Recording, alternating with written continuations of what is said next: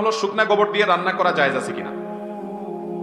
শুকনা গোবর এটাকে বিভিন্নভাবে জ্বালানি হিসাবে আমাদের দেশে গ্রামাঞ্চলে অনেক জায়গায় ব্যবহার করা হয়।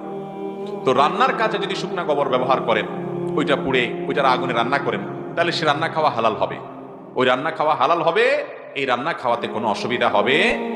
দেখার বিষয় হলো পাতিলে যে রান্না করছেন ওই চাল ডাল মাছ গোশত তরি তরকারি এটা টাকা হালাল টাকা দিয়ে কিনছেন কিনা, এটা হলো মূল দেখার বিষয়। ওই আসলটা জিগান না, শুধু নকলগুলা জিগান, ডানে বামে আতায় বাড়ান। কি দিয়া জ্বালানি করছেন ওইটা বিষয় না, ওই পাতিলের ভিতরে যেটা আনছেন ওটা কি চুরি করে আনছেন কিনা, আরেকজন আইল ঠেলে তার দিয়ে আপনার চাউল বানায়, ধান চাষ করে চাল বানায় তারপরে এসে আনতেছেন, ওই হারাম খাইতেছেন কিনা সেটা হলো দেখার বিষয়। কথা কি বুঝাতে পারছি? হারাম যদি হয়, হারাম খানা যদি হয়, ওইটা যদি একেবারে কাঠের লাকড়ি দিয়েও আপনি আগুন জ্বালান তাতেও ওই খাওয়াটা হালাল হবে। আর যদি পাতিলের জিনিসটা হালাল থাকে, মাথার ঘাম পায়ে ফেলে রক্ত ঝরা টাকা দিয়ে